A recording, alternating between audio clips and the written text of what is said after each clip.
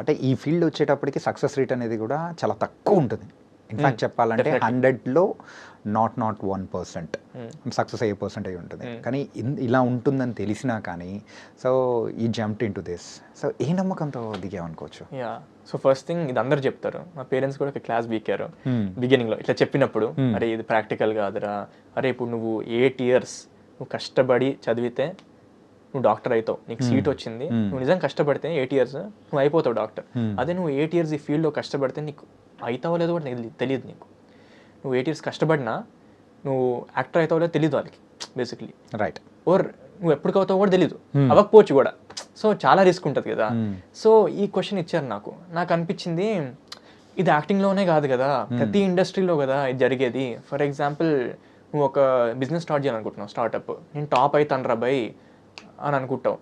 What are the chances you'll make it? Suppose నువ్వు ఒక కంపెనీలో జాయిన్ అవుతావు ఒక ఎంప్లాయీగా, నువ్వు CEO అవుతావు అని గ్యారంటీ ఏముంది?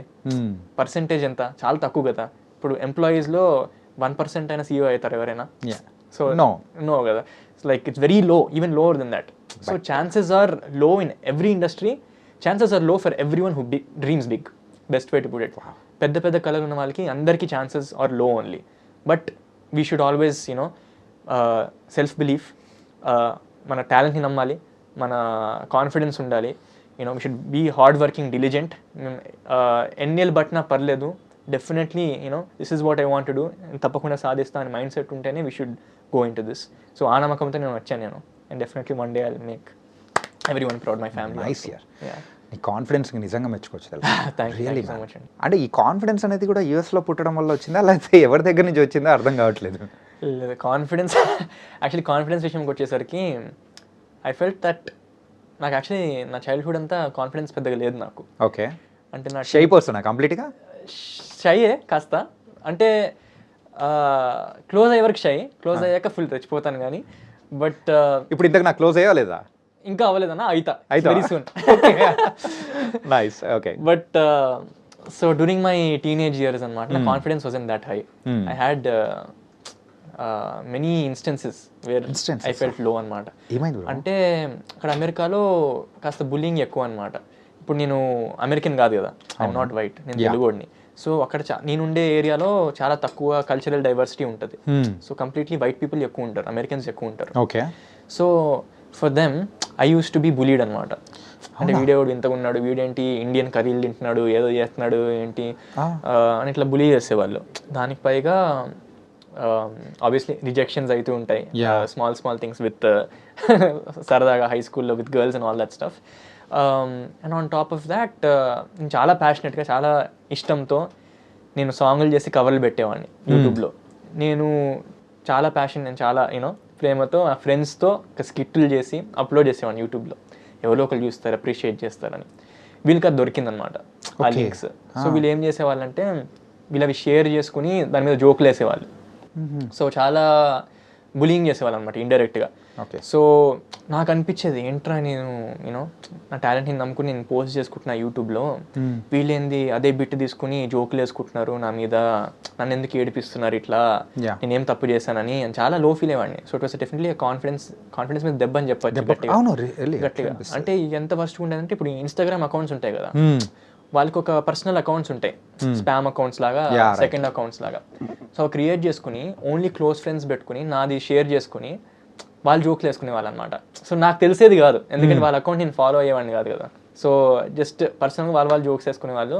ఇది నాకు తెలిసేది చివరికి ఎవడో ఒకటి చెప్తాడు కదా, అరే ఇట్లా వేస్తున్నారు నీ మీద, నువ్వు ఆపేసే బాగోదు, ఇంకా దే మేకింగ్ ఫన్ ఇట్లా. కానీ నేను ఎప్పుడు ఆపలా, నాకు కాన్ఫిడెన్స్ దెబ్బతిన్నా నేను ఎప్పుడు ఆపలా. Because that is what I'm passionate about, that is what I want to do.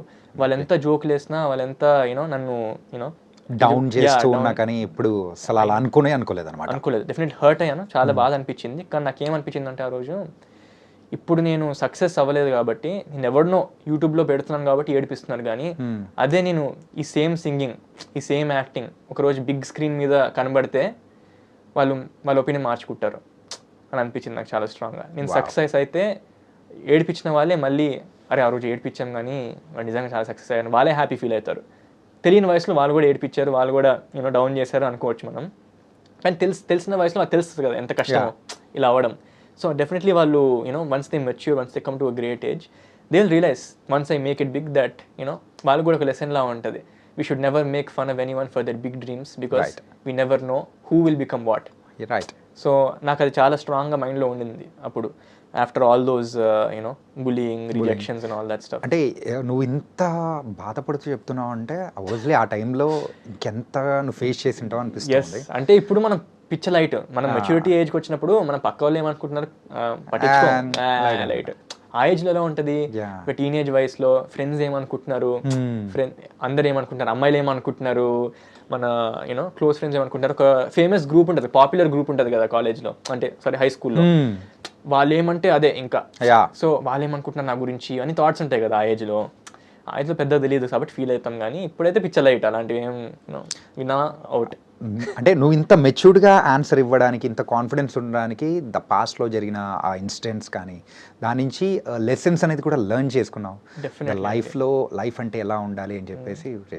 ఎందుకంటే ఈవెన్ డ్యూరింగ్ సరిగమప టైం కూడా సమ్ పీపుల్ వర్ సేయింగ్ అరే ఈడు అమెరికా వాడురా, ఎన్ఆర్ఐ వాడు, మనోడు కాదు, ఇట్లా అన్నారనమాట. కొన్ని నెగిటివ్ కామెంట్స్ వచ్చాయి, ఏంటి వీడికి ఎందుకు ఛాన్స్, వీడు ఎన్ఆర్ఐ గాడు వాట్ ఎవర్ అని. కానీ నువ్వు ఎంత నన్ను తిట్టినా ఓర్ నేను వద్దనుకున్నా, నేను ఎప్పుడైనా నేను అవుట్ సైడరే. ఐ ఆల్వేస్, బికాస్ నేను అక్కడికి వెళ్ళినా అవుట్ సైడరే, ఇప్పుడు నేను ఇక్కడికి వచ్చినా మీ ముందు అవుట్ సైడరే. ఎలా అవుతుంది అంటే కొంతమందికి. సో అంటే ఫ్రమ్ సెయింగ్ నెగిటివిటీ గురించి చెప్తున్నా. When some people were saying అరే వీడు ఏమన్నారా అని అనే వాళ్ళకి నాకు పెయిన్ ఉండదు, ఎందుకంటే నేను అక్కడ ఫేస్ చేశాను ఆల్రెడీ. అవుట్ సైడర్ ఫీలింగ్ నాకు ఆల్రెడీ యూఎస్లో ఉన్నప్పుడే నాకు వచ్చింది, నేను ఇండియన్ కాబట్టి. ఇక్కడికి వచ్చినా కూడా మీరు నన్ను అవుట్ సైడర్ అంటే ఏమంటారు, I don't feel any pain because నాకు అలవాటు అయిపోయింది. బట్ క్లారిఫికేషన్ కోసం ఐఎమ్ నాట్, నేను పక్కా తెలుగునే అండ్ మన ఇండియన్నే. So don't think like that man, నువ్వు మావాడియా. అదే కదా. Very nice and really super యార్. Thank you so much. And before closing our interview సరదాగా పాట పాడతావా, డైలాగ్ చెప్తావా? విచ్ వన్ చాయిస్ అనేది నీకే ఇస్తున్నాను, ఎందుకంటే నిన్ను ఎక్కువగా నేను ఇబ్బంది పెట్టాలనుకోలేదు, ఆల్రెడీ ఇబ్బంది పెట్టాను. పతంగ్ సినిమాలో డైలాగ్ చెప్తా, పాట కాదు, బట్ ఇది నా డైలాగ్ కాదు, మా బ్రదర్ పూజిత్ది, విస్కీ. ఇది మన ఆడియన్స్ అందరికి. ఓకే, మ్యాచ్ లో కలుద్దాం. అయిపోయిందా? అంతేనా డైలాగ్? సింపుల్. ఇది మాత్రం తూర్చి తెలుసా అసలు, మ్యాచ్ లో కలుద్దాం. ఇది నేను ఎట్లా చెప్పాలంటే ఏంటి ఇంకా ఇప్పుడు నేను లాస్ట్ లో నేనేం చెప్పాలి, నెక్స్ట్ ఇంటర్వ్యూలో కలుద్దాం అంటే ఇది కూడా కట్ చేసుకోండి, సూపర్ ఉంటుంది. బట్ ఎందుకు చెప్పానంటే బికాస్ ఇట్స్ బిన్ 2 years ఎక్కడ కనబడలా, but lot of people are waiting hopefully you know. So Patang cinema వచ్చినప్పుడు definitely you love the film, చాలా బాగుంటుంది. అండ్ మ్యాచ్ అయితే చాలా ఎక్సైటింగ్ ఉంటుంది. సో మ్యాచ్లో కలుద్దాం.